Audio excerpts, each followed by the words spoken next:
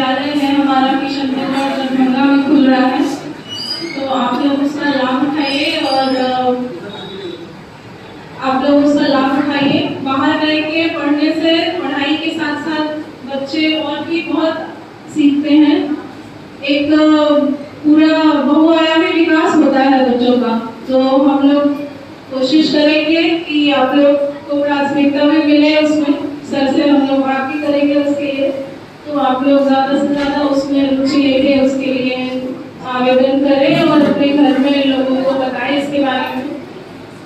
और दूसरी बात ये कि आप लोगों को यहाँ पे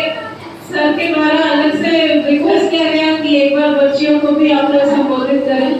तो ये एक अलग खुशी की बात है कि आप लोग इतनी रुचि ले रहे हैं और एक मौका दे रहे हैं अपने आप को कि जो भी योजनाएं हैं